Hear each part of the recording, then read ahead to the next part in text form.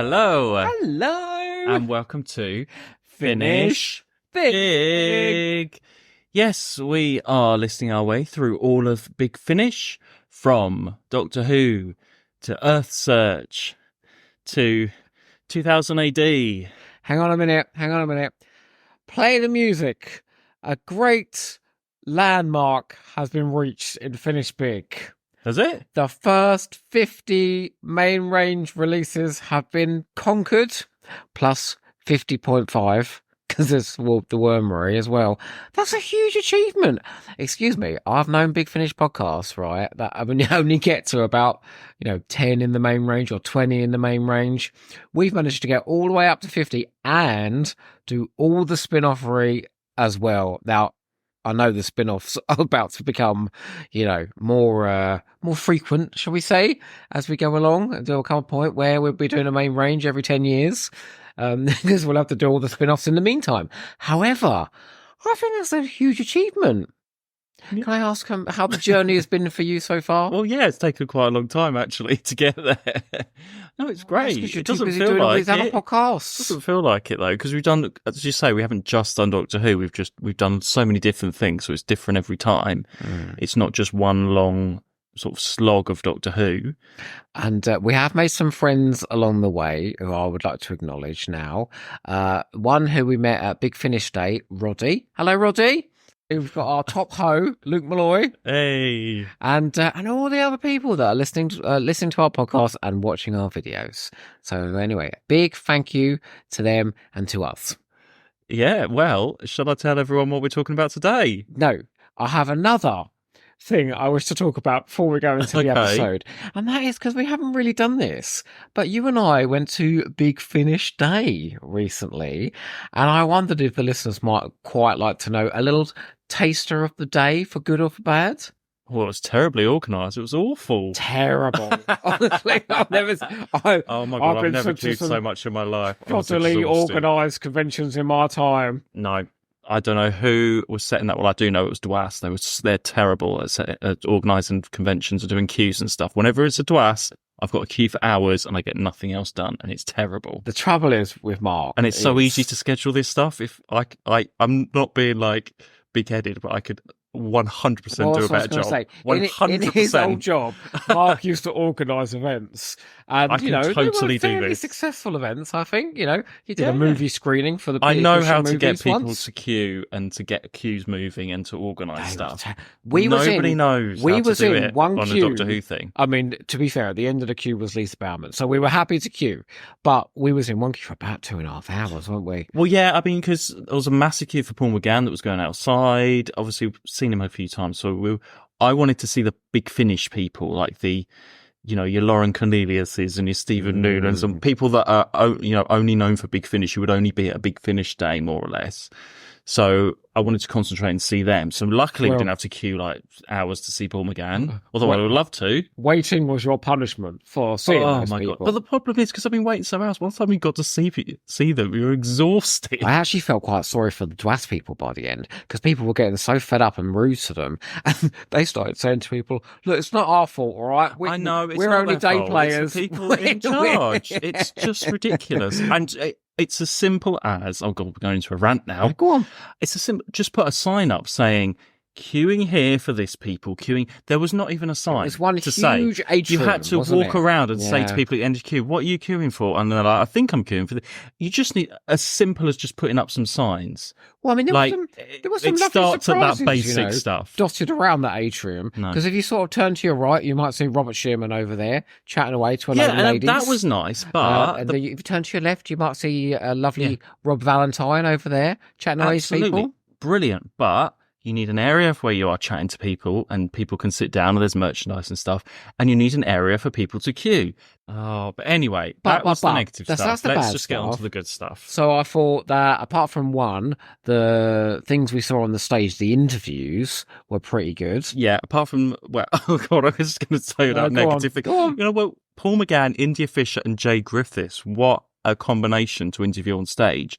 Interviewer, don't sit and have your back to Jay Griffiths the whole time. And if it's Big Finish Day, talk about Big Finish. Don't just talk about Paul McGann and his career, because you've got two other great actresses and you've got all these Big Finish fans who want to hear about the Big Finish stuff.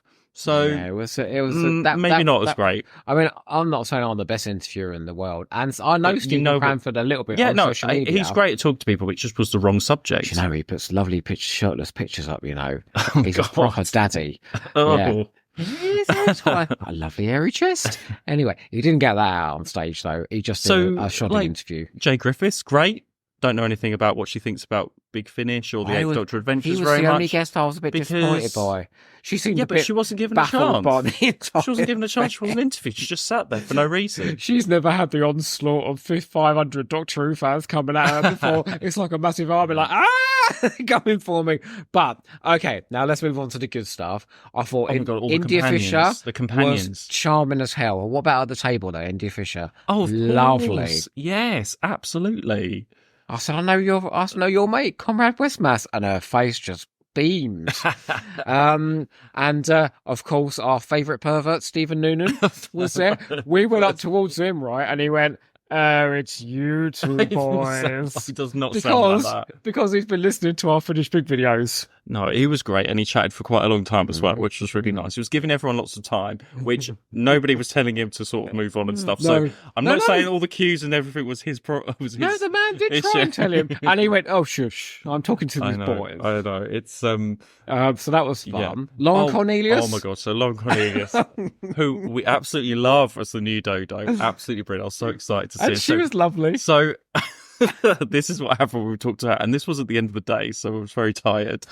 I got her to sign the Fugitive of the Daleks cover, so I was handing that to her. But as I was handing that to her, we were introducing ourselves and saying about the podcast and everything.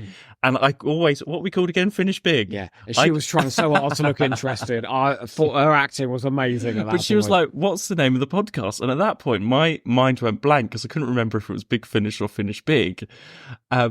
So I didn't really answer. And then as I was handing over Fugitive of the Daleks, so she said, what's the name of the podcast? And you said, Fugitive of the Daleks. And she looked so confused. And I went, no. Podcast after my story. Thank you. I went, no, it's called Big Finish. And I was like, no, it's called Finish Big. So I just wanted to go then. Absolute worst advertising for the podcast. Yeah. But she was absolutely lovely. She was very charming. Obviously, Lisa Bauman, who we saw right at the end of the day. Although, I mean, I feel like a celebrity myself. I went up to have a picture taken with her, and she threw her arms around me, and she said to everyone around her, it's Joe. I was like, oh my God, I'm famous. But actually, the actual highlight, though. Come on. Oh my God. Oh by my God. A country mile. The best thing, and what made that whole day worth it. I'd have just gone for these 5 minutes. Yeah. We got to say hello to Jacqueline Rayner. Excuse me, who allowed us to go and see Jacqueline Rayner? Well, you wasn't going to go up to her. Yeah, but I didn't want to disturb her. Anyway. I went downstage just as she got off because she's disabled. She was going in a wheelchair, and I thought, if I don't do this now, I'm never going to get to do it. I went up to her and I went, hello. And she went, no, wait. Do you know what she said to me? Thank you so much for all your support over the years. I went, what's going on? Why are you saying thank you to me? Oh, it was so great just to say hello to her. She knew who we was. Yeah, oh, it's so nice. Our favourite writer. Oh, she was gorgeous. And producer. That was the highlight of the day by far. Yeah. So we saw all of our favourite people. It was just... I was a bit irritated by all the queuing, and I did get tired. I wouldn't do that next time. I'd just sit and watch the talks and not bother with the unless it was the signings and photos and stuff. Yeah, but I wanted to see the Big Finish people. As ever with Big Finish, it seems to be that the end result is quite entertaining, but the organisation is appalling. And on that note, but loads of people said that. That's not just us saying that. There were loads of people saying and we must say as well, we was very surprised when you set up at the beginning of the day. You do a little walk around. You're like, right, we need signs here to say this. We need signs here to say, who are they going to queue up to? Who's looking after that?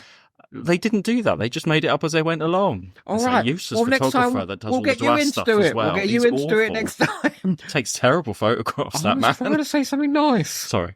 Well, we was quite surprised by the demographic of people there. It was a whole mixture. Because we thought it was just going to be a load of old farts like us. Actually, sorry, not you. Obviously, you're very young. going on 40. There was actually a load of kids there as well. I think they were for Paul McGann, though, weren't they? Well, it was very nice, though. The McGann It was followers. very nice to see. And we met a lovely lady whose name I've forgotten now, but she was one of the Narvanites. You know, Sean Carlson has got these girls are absolutely obsessed with him, sending him Gallifreyan clothes, stasers and things. And he takes pictures for them. I mean, in clothes. I don't know what you're talking about now. The Narvanites. They're but he wasn't even there. fans. Sean Carlson wasn't even there. No, but they were there. Right. And she did her own Gallifrey comic book as well, didn't she? Yeah, anyway. So, Big Finish Day, not too bad. Sorry, one last bit of business before we move on to what we're actually here to talk about. We don't usually do these preambles, but I've been meaning to do this admin for a while. This week has seen the launch of the new Big Finish website. Hey. How would you say that's gone? Well, it depends, really. Abominably. I think it's the right word. No, it's been fine. I mean, for a professional company, it could have been a smoother transaction. Have they said why they're doing it? Why they're doing it? I don't know. I just need to Is it just refresh every for few years. aesthetics? Why not? Or to go onto a new server that's going to fit in all these 1 million audios? I don't know. I don't care. They've updated it. It's not our issue. It's very slow, though, the website. Well, they've said it's going to take a few days. There's a lot of information in. There's a lot of everybody's accounts and everything. I don't know who all you Big Finish people on like the first day that it went over. Like, people. where are you? Do you have jobs? Why are you on your Big Finish app during that day complaining that you can't listen to our stuff? Listenership you're talking to. I know, but literally in the middle of that day, like the morning it launched, it went over. Of course it's going to take a bit of problem. Everyone's panicking and complaining and saying it's terrible.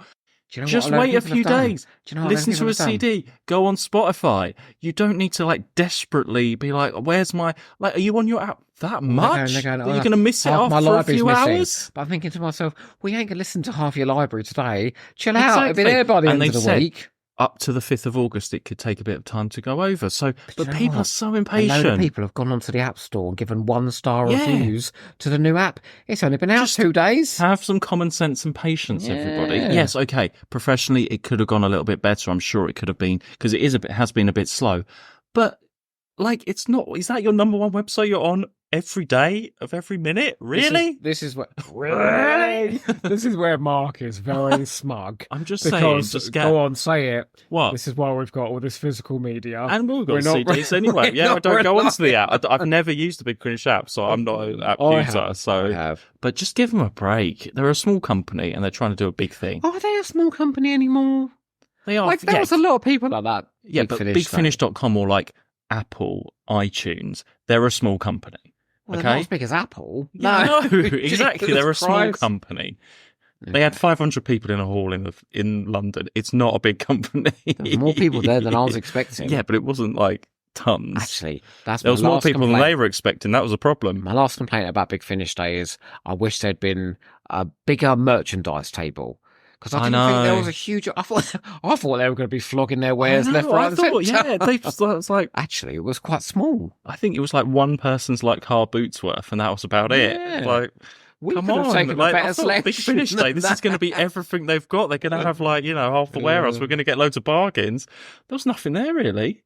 That was a bit disappointing. So lots happening. And, finally, the very last thing is that Mark and I will be attending the live Big Finish event. Oh, we're excited about that, aren't we? Our favourite hosts, Luke Malloy and Dylan Reese, will be there. And we shall all be doing an instant finish straight afterwards. Hopefully, with some of the actors there as well. We're going to run up the stage and do it right. No.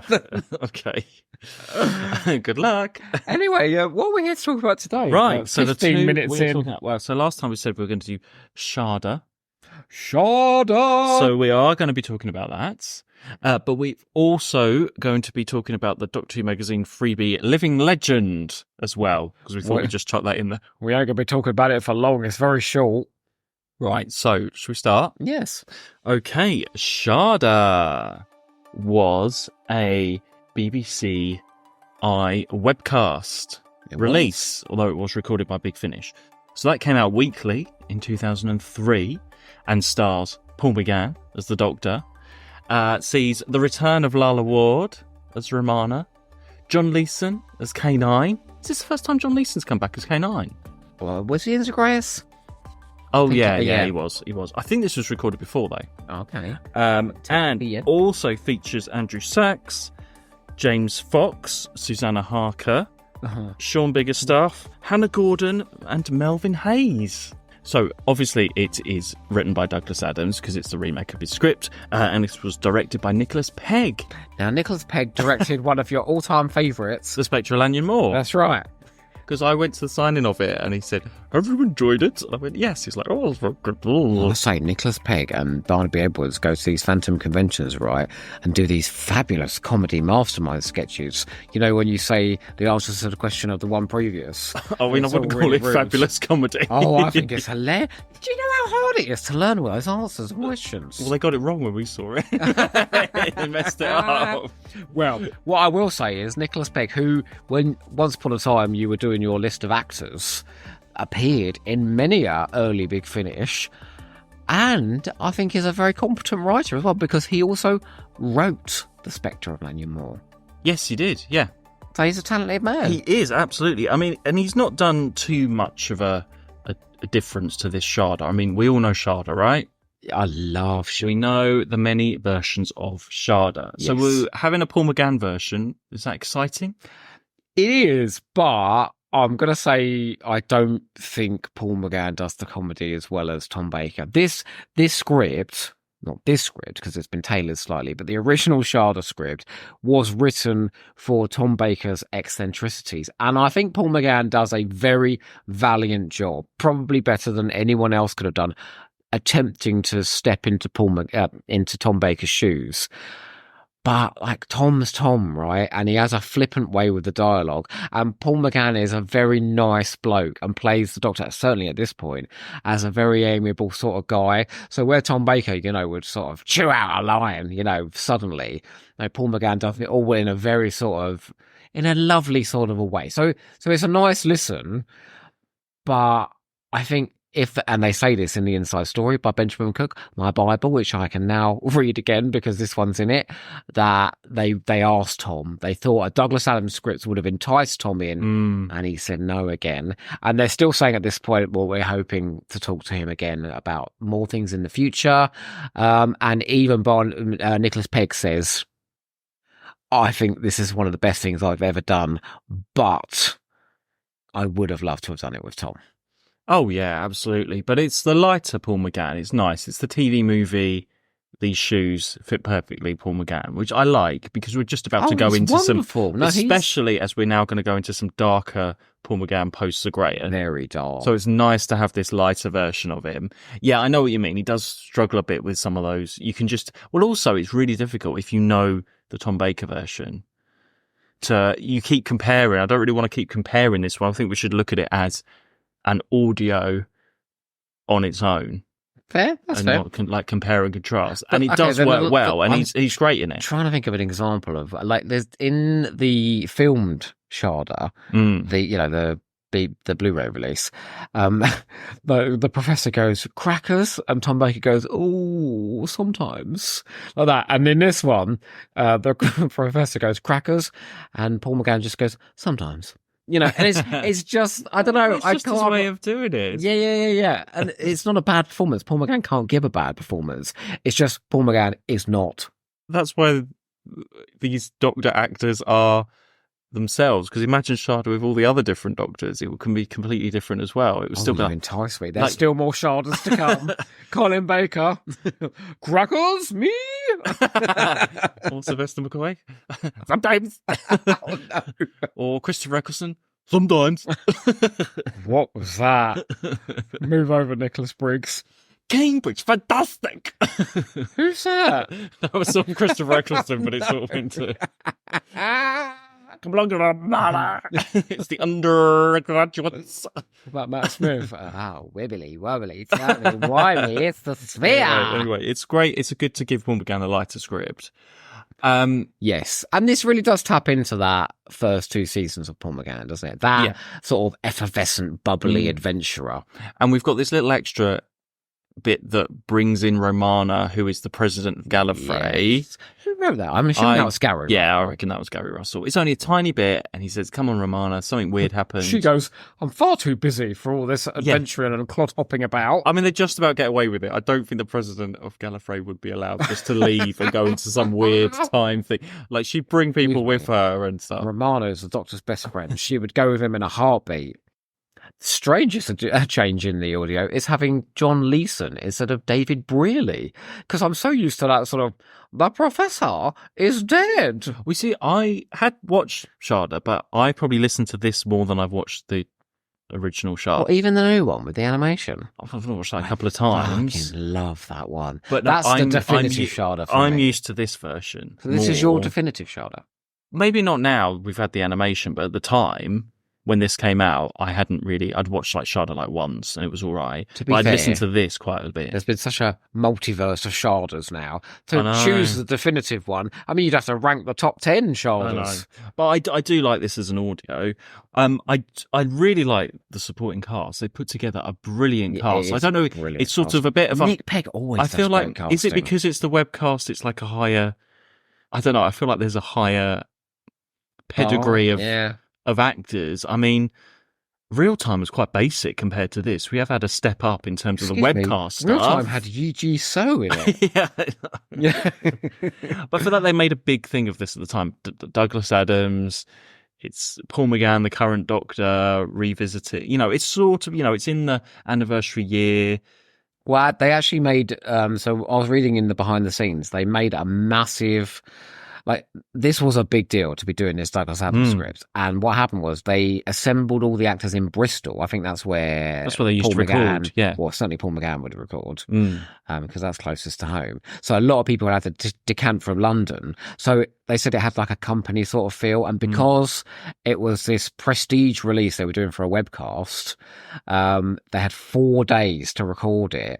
And they said they were going out for dinner and drinking together every night. And just that there was this enormous sort of play company feel to it. And at the beginning, Nick Pegg sat down all of the actors and said, right, I want to explain to you what we're doing and why we're doing it. Because none of them knew the backstory of Shada, really, apart from Lalla Ward. And apparently then everybody that was sort of like possibly going to take the piss out of this script a little bit suddenly they were very reverent about it. And everybody wanted to do their best work. And you can hear it in this. Well, yeah. And Susanna Harker, is this where she started going out with Paul McGann a bit? What is that a rumour? No, she went out with him. She definitely went out with him. A relationship with him? Yes. Okay. Love was blossoming over a BBC iScript. Oh? I think. Anyway. I mean, the inside story said they had such a successful pairing in this in this play. They went on to do a 2-person play together. I bet they did. That is not a euphemism. In his bedroom. No, that's not a euphemism. But I mean, I think it's more complicated than we've just made it seem, and I think it was a bit of a tricky time going forward. And for other actors working with Paul McGann as well. I'm going to go into too many details, but I know this was a tricky period for Paul McGann and pretty much anybody that was working alongside him. And as we go into the Divergent Universe, I'm wondering if we might hear a bit of that in the stories. Or we'll see. We'll see. But this cast, just going back to the cast, the Claire and Chris, I think are brilliant. What? I think they're a bit more... They were better than the Claire and Chris on TV. I think they are. Claire Keithley is great in the Claire original and Chris one. on TV look like they're 30 years old each. These two sound like students in this. Yeah, that's because everyone looked older when they were but they're younger. really old. And that's Daniel Hill from Waiting for God. No. You just I don't prefer think so. this pair because that Scottish lad from Harry Potter's in it and he's well cute. What's his name? Sean Biggerstaff. Yeah, he's got a very sexy voice, doesn't he? He's now Jenny, the Doctor's daughter's companion in that series, isn't he? Oh, is he? Yeah. He's done quite a lot of other Big Finish. It's very incestuous over at Big Finish Towers. Didn't Susanna Harker go on to be... She was a Sapphire and Sapphire and Steel. Yeah. Yes, and I think she's done a few other bit parts as well. And we've got Andrew Sachs as I want to villain. talk about Andrew Sachs. I prefer the original Skagra, and I'll tell you for why, is I think this is a role you can't play up.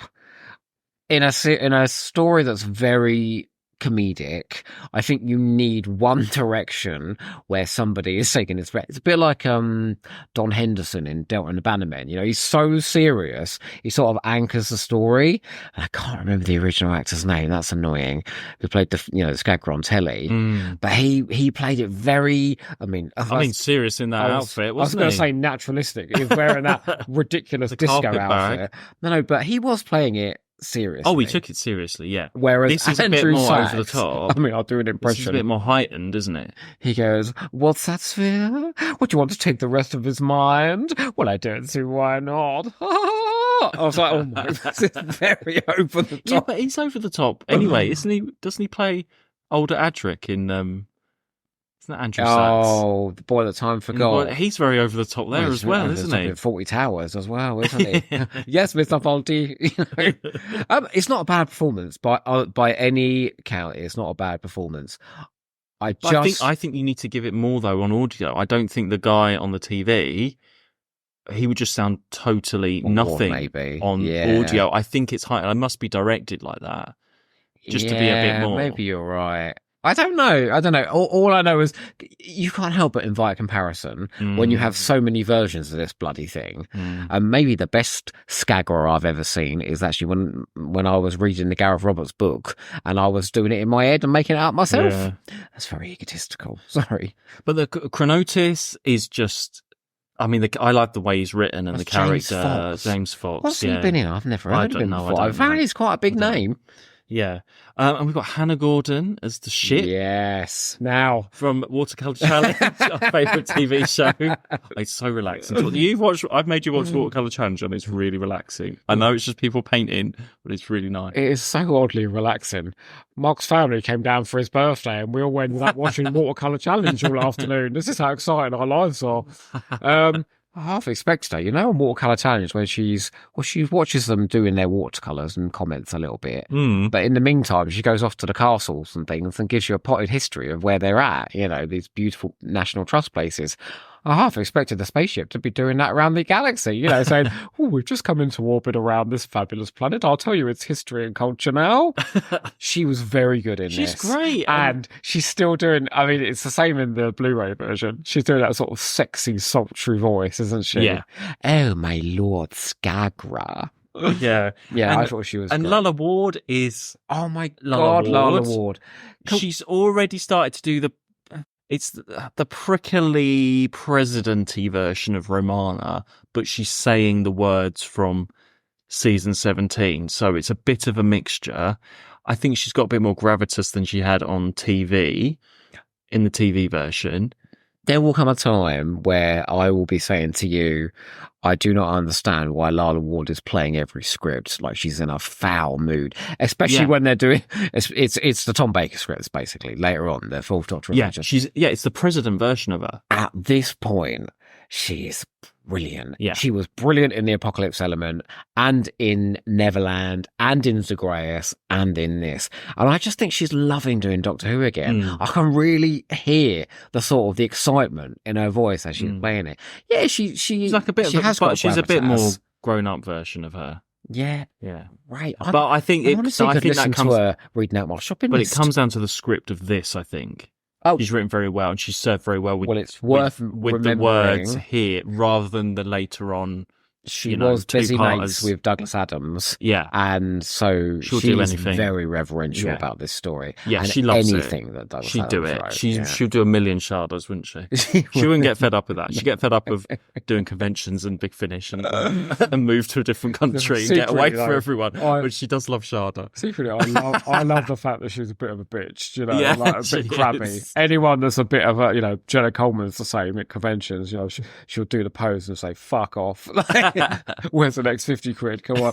I love that. I do. Yeah. But no, wonderful. And I think the increased use of Romana is another indication again that we are about to see a lot of her, and we will, because Gallifrey is just around the corner. Yes. Yeah. The music is really good in this. That's Russell Stone. Really great. Who's done some of my favourite scores. This is one of my favourites, actually. Holy Terror. Yeah. Really great music. Yeah. And he said as well, I mean, everyone's saying it. Everyone says about Douglas Adams, you know, oh my God, I felt such a responsibility bringing his work to life. But yeah, it's a fabulous score. I don't think they ever released this score No, I don't think so. in isolation. No. Which is a bit of a So shame. did you watch the webcast? No. When it came out? You've never watched it? You No. haven't? Oh my God. I have seen some pictures though, because I know the opening bit on Gallifrey, there's like big sunny windows, isn't there, with all this sort of, you know when it's like a lovely Sunday afternoon and it's all glow, that sort of yellow glow. Am I imagining that? No, it's like Is that how it sort of starts? orangey and Yeah. I remember watching the first few episodes as they were released Is weekly. it that flash animation? But it was the flash, and it took What always is so long to load, and the little loading bar was a little canine going across the screen. I remember waiting for ages and ages, and it would pause, and you Did do you a just bit listen more, in and the end? but then I would have got the CD later on. You know what I was hearing, but because you know this I came think out on... it's a step up from the real time Was it animation. BBC Four this came out on? It came out on one of the channels. It wasn't on TV. No, one of the radio channels, I think. Oh yeah, BBC 7 maybe. They did episodes 1 to episodes 1 to 4. It was once a week, yeah. And then episode 5, they wanted to trial whether they could do 10-minute segments across an entire week, a bit a day. And then they never did that again. I think the numbers went down that year. Yeah, what's the point in that? They're already like quite short episodes anyway. What but the Flash great. is really great. And was Paradise of Death not like once a week?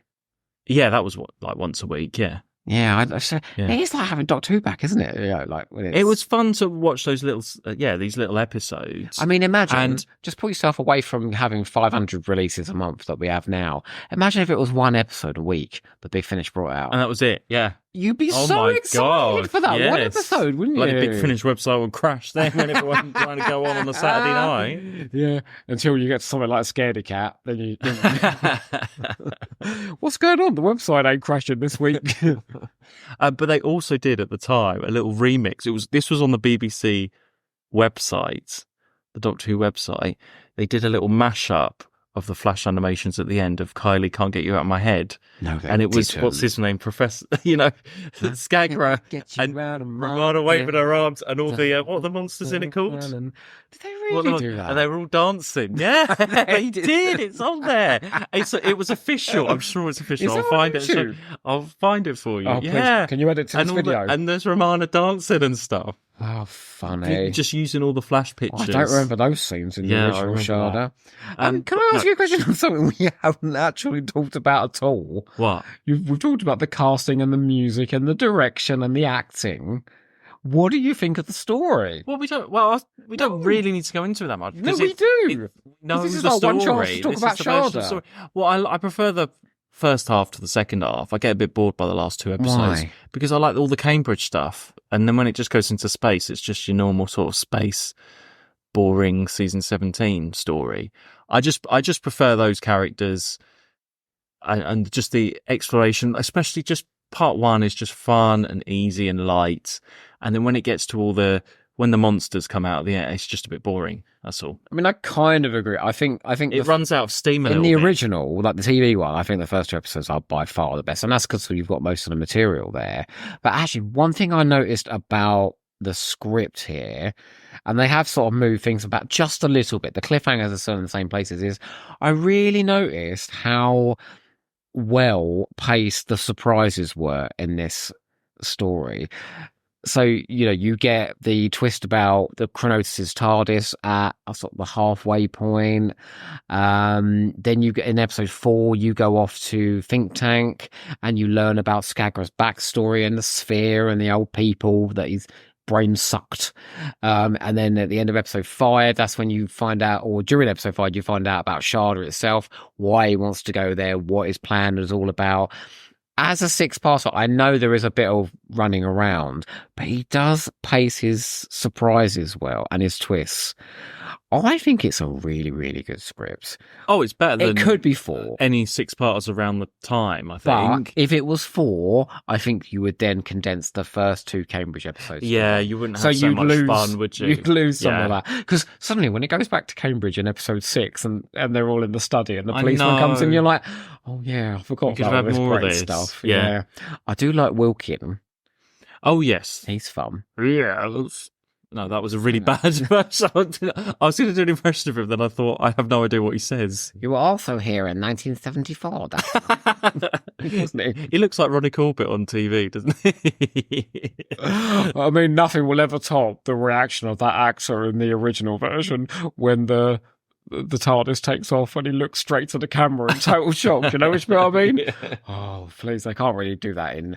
No. And they did say with the script they had to obviously explain things. Oh, yeah. You've got to adapt it in that way. Oh my God, the sphere's coming towards us and stuff like that. It's not too bad. It's not. Well, what Gary Russell said was the godsend was he had a talking spaceship. So that takes care of a lot of the exposition of where we're going to and from in the spaceship. And we have a clip of the Fires of Vulcan. Oh, yeah. We have a clip of... You say a clip. It's done at double speed. What else do we have? What's the 5th Doctor one? Oh, Phantasmagoria. And the Marian conspiracy. People are going to think that's what you think it's called. No, that's what Dylan thinks it's called. The Marian conspiracy. That's right. But I have to call it the Marian conspiracy now. I find it so disrespectful now because it's our late lamented Maggie Stables, and she's going, William, I think William and Mary. Like, it's all done at double speed. It's very odd. I think there's these sort of clips of the pictures of of those doctors on the Flash thing. So, and it's a bit, it's a bit of extra advertisement for other Big Finish ranges. They were at it back then. Well, not so obvious. They were much more subtle back then, but they were doing it. They didn't need the Big Finish insider back then, did they? Just a few clips in Shada. Oh, and actually, I would like to say this one time we met Paul McGann at Nottingham, right? I said to him, we're doing Finish Beer, we're doing a podcast, we're doing all the early 8th Doctor ones. And he went, oh, yes, Shada.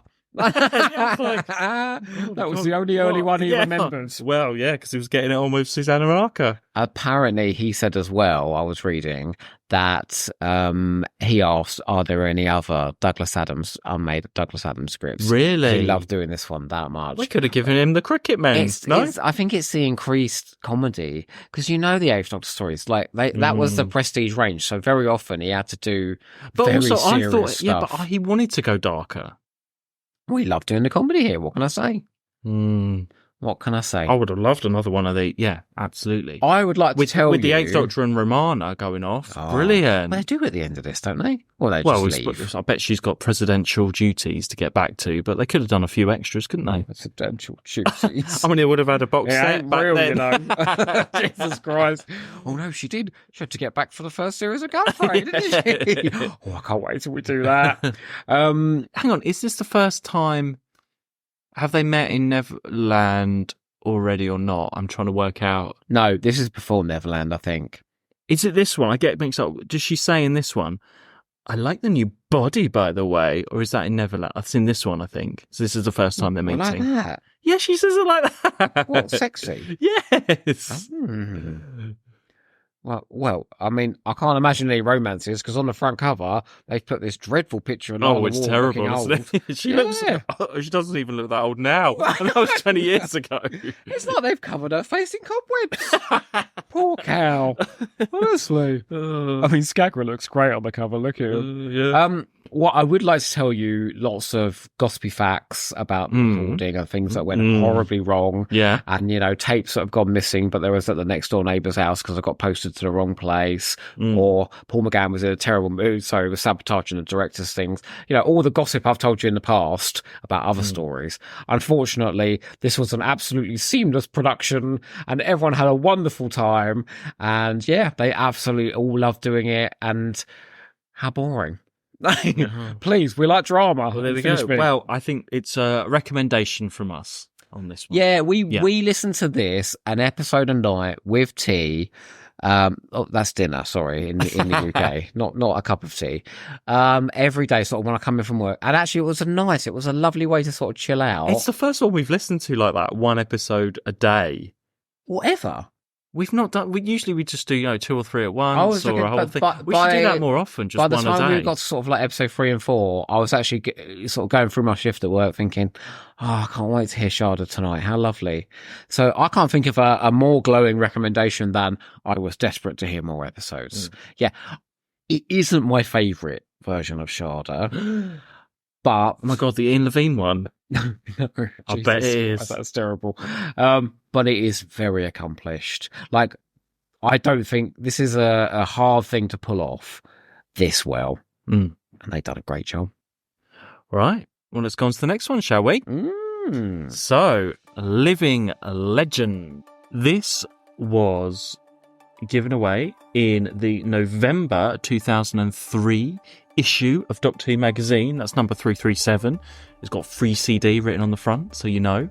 A little bit of a mini celebration of the 40th anniversary. So, Zagreus was coming out. There was all the hype around that. This stars Paul McGann and India Fisher.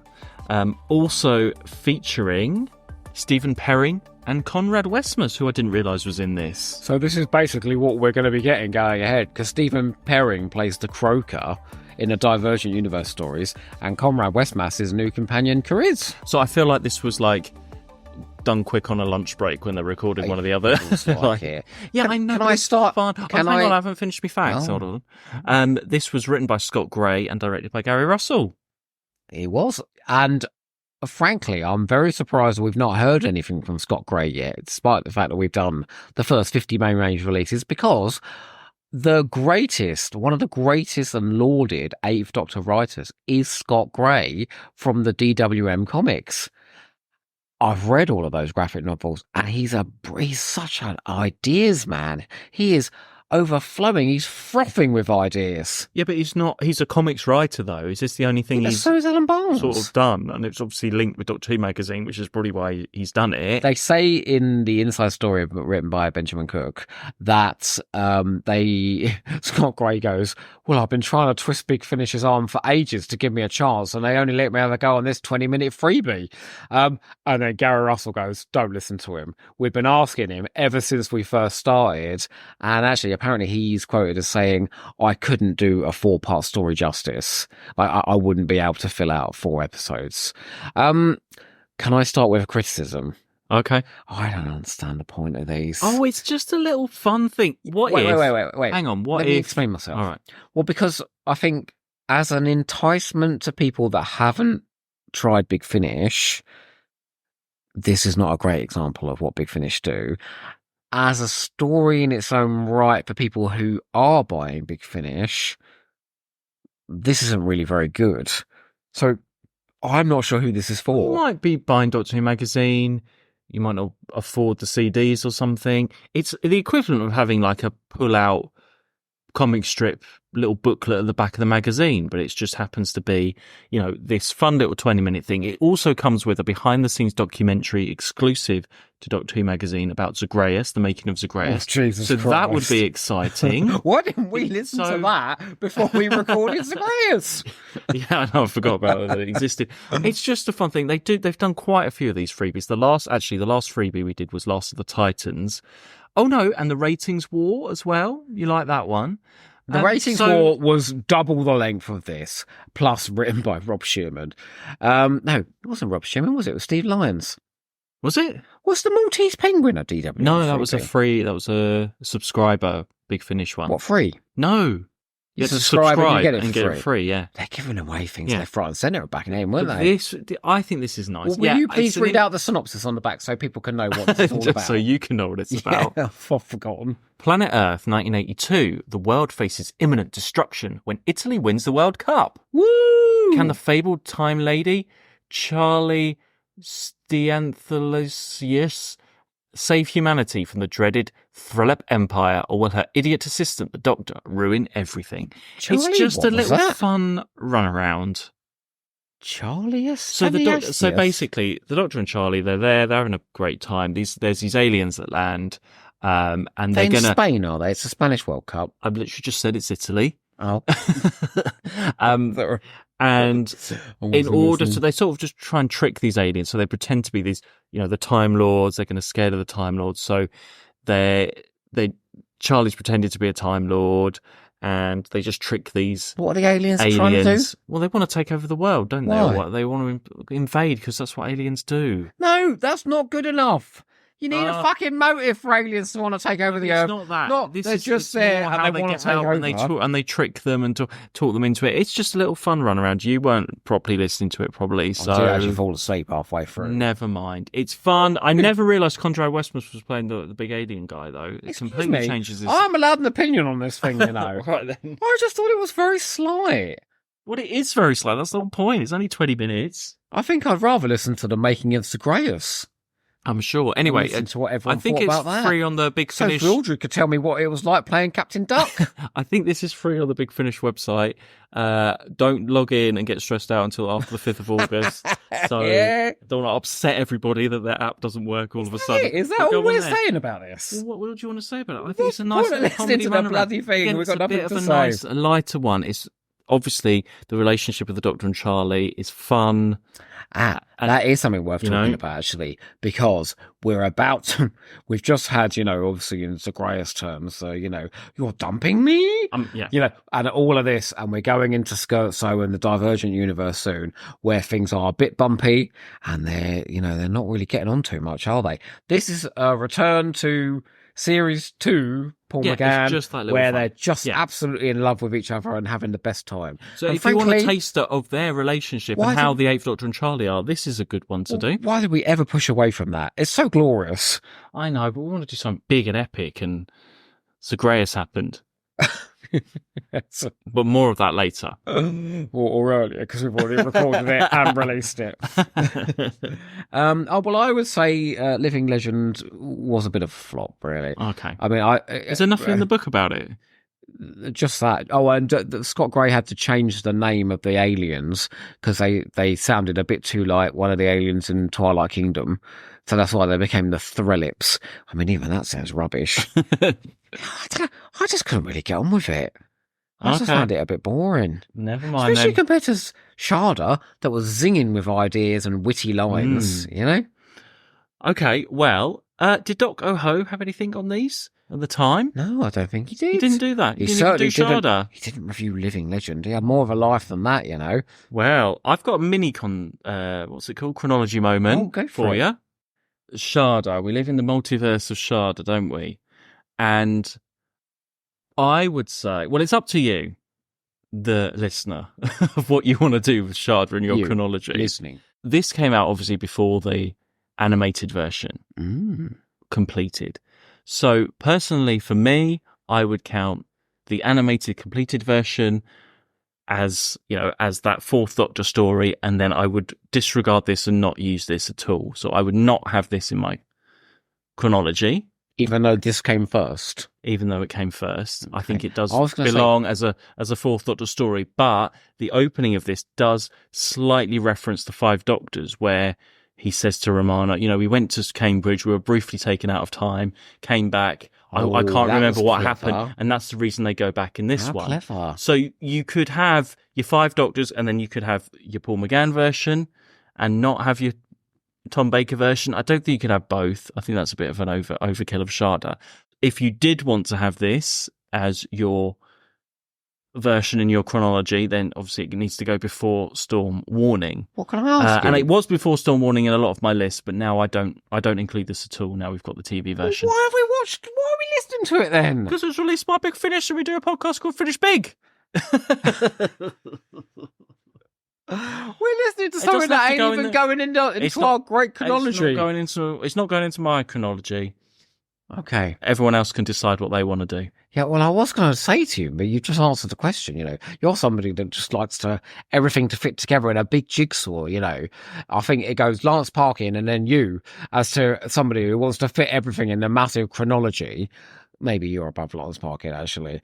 And with all these different Shadas knocking about the place, the book version, the TV version, the audio version, the webcast, all of these versions, well, how do you reconcile all this? We don't need to, no. Don't need to. It's not going to be the only one that we don't include. I think there's a few in my mind that don't make it for various reasons, so we'll see. Anyway, Living Legend... Shall I go and have a look and see? I think I did do a Doc Ho review. Okay. Living Legend. So... again, you've mentioned it's more of our series 2, Doctor and Charlie. I want to put this quite early on. Before Seasons of Fear, I wasn't really sure, because Seasons of Fear, he's supposed to be getting Charlie to Singapore, right, throughout sort of series 1 and 2. And once we get to Singapore and we have that, the Doctor's narrating, talking to Rassilon in Neverland. I feel like from Seasons of Fear onwards, you're heading towards Neverland in that, stuff's ramping up a bit with the Web of Time and everything. I mean, there's no reference to anything here. So I'm going to put it before Seasons of Fear, after Chimes of Midnight, earlier on in that run where, they just happen to stop off.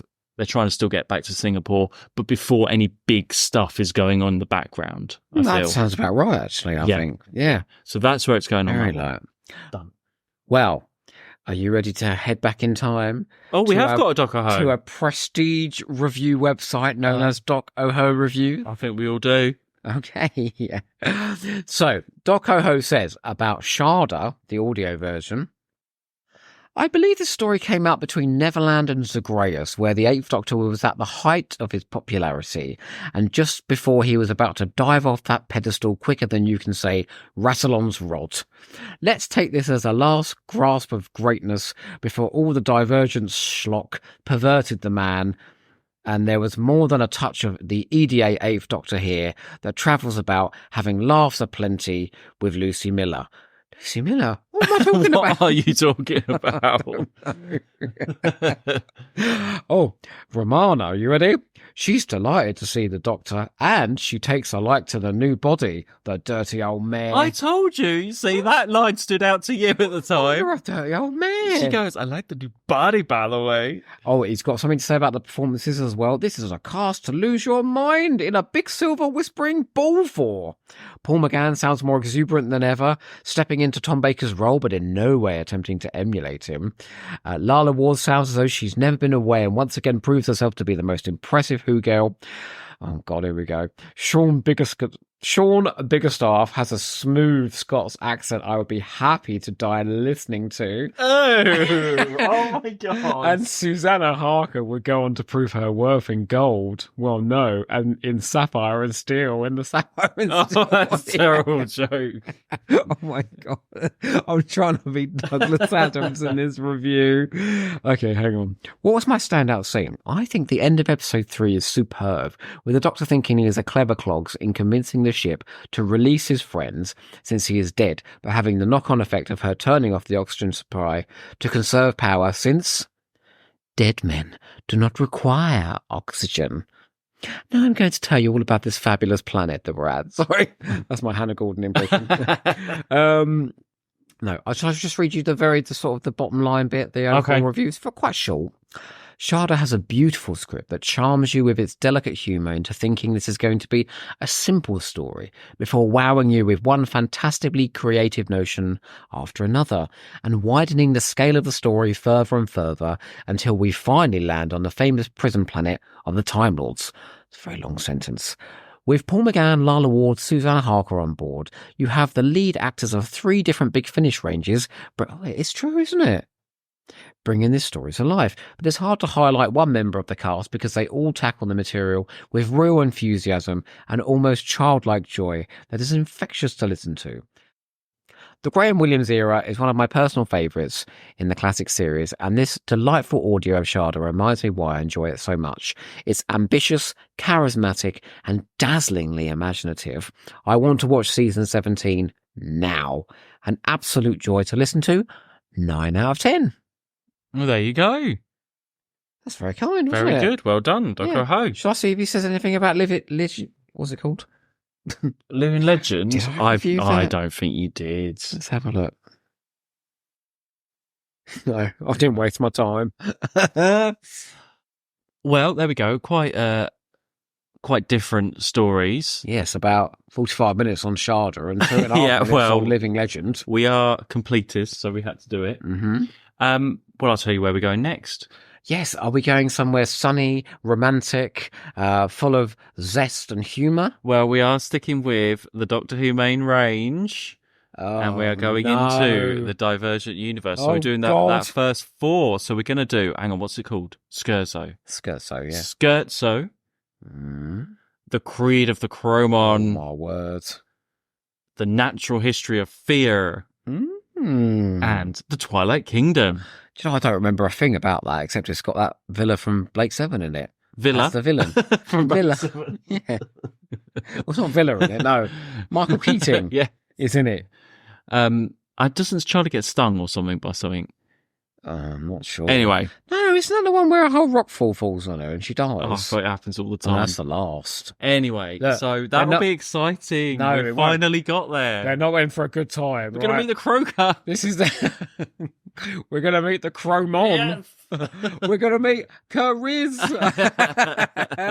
No line in my love. Oh, my No. God. Well, I'm sure we'll have a lot to say. Fuck me, we will. Let's get listening. And in the meantime, everyone, don't forget to finish big.